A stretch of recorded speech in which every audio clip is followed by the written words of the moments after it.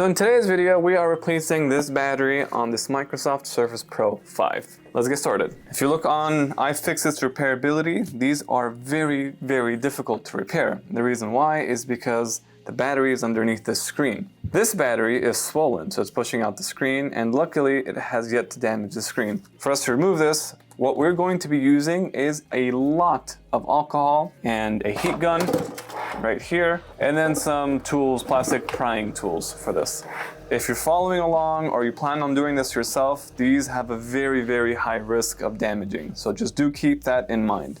In this case, in this very case, the battery is swollen, so it does make it easier for me to open. So how I'm gonna proceed is by just putting alcohol just around the edges right here. The alcohol is going to seep into the edges, thus making the adhesive weak. I'll use a heat gun and then maybe a blue pick.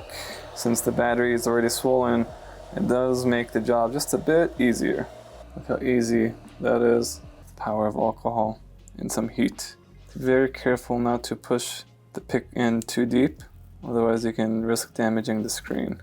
No matter how much we stress this, this is a very high risk repair. So right there, the pick is no longer moving, so I'm just gonna add some alcohol here. And might as well, we'll just add it on all the other edges, just to kind of prep that. All right, let's see if this alcohol made a difference. No, not much. Let's use some heat. Probably allow us to open this a bit easier now. That opening has been made on the corner. Very good. Let's see if I can slice through. And stop right there. Let's add more alcohol. So if you can tell, I put the pick in, I push it down so it can push up against the screen.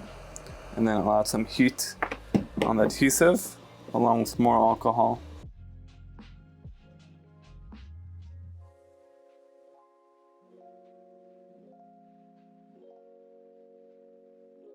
It's easy to just, at this point, kind of start prying off the screen, but that's when the mistakes happen. And you don't want to make a mistake, because all that hard work that you just spent removing the screen goes for nothing.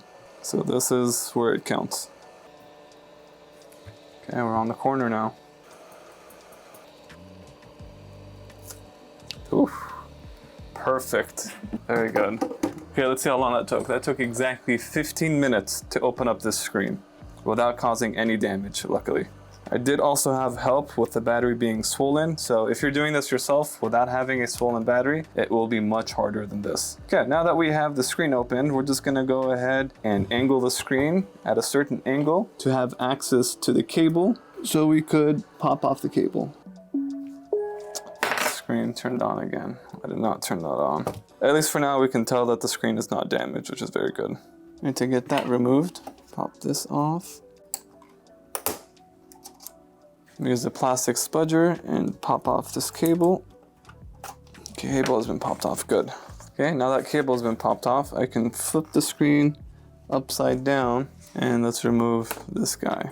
I still don't know what the best method is of removing these shields, but it is what it is. Okay, we'll pop this guy off.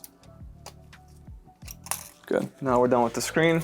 Now let's focus on the battery. So how this battery works is it makes contact somewhere underneath the board. So the job here is to lift up the board, pry off the battery, and insert a new battery while the board is still lifted. So that's the job here. So we're gonna go ahead and start unscrewing the screws holding down this board. From my recollection, all these screws are the T4 bit. These are pretty tight, so you wanna make sure you don't strip them.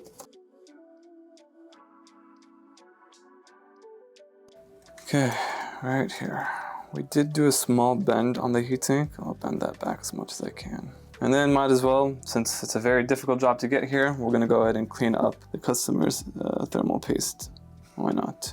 We'll clean that up and add new thermal paste for them in a moment. So right now, as I said earlier, what we wanna do is lift up the board. So let's see if I start lifting. Yep, there's screws holding it down.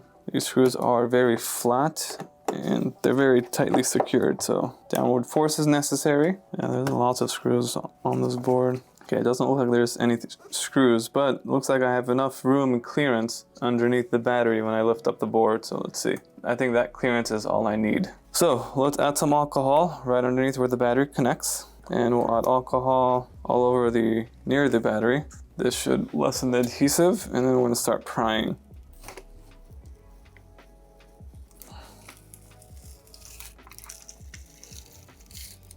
type of glue do they use for these batteries? That's so crazy. Everything about this job is just extremely hard. Yeah, it looks like now it's beginning to lift. Still need that clearance for the battery ripped. So for now, we are 29 minutes into this video. This certainly does take a long time. Okay, so we're gonna lift the board and see if we can just pull out this battery. I don't know how long that connector is. So what I'm gonna do here is let's grab the new battery. This battery was placed from Amazon. So if you are looking to do this yourself, all parts and tools are linked in the description down below. So I'm gonna look at the replacement battery. This will give me an idea of how large that connector is. Probably up until here, and there's adhesive underneath this. It tells me there's a lot of adhesive underneath that connector. So we'll just add more alcohol and then we'll lift up again. I can probably just throw a pick underneath. There it is. That's where I ripped the battery just right now. That was a hard job. Let's see if I can take off. That's crazy. Okay, but I don't see any damage caused by prying, so that's all good. Here is the new connector. And how I'm gonna insert this without seeing is I'm gonna follow that hole. This will be my guide. Let's straighten this out. So my guide will be that large hole matching up with that hole. So let's lift, keep an eye out and see when it matches up. I think I got it to match. Okay, good. And let's drop that battery. Perfect. Everything lined up. This hole, that hole, and the very bottom hole right here. So the job is almost done. Now it's just a matter of reassembling, putting new thermal paste for this customer, and testing. Let's start putting everything back. The thermal paste that we're using is the Arctic one, MX6. I like using this one a lot. Let's add this on, just like that. Want to make sure all the screws are aligned. Let's put back the screen. So the screen goes like that. The screen, will it turn on or do we need to charge it? Let's say Bismillah.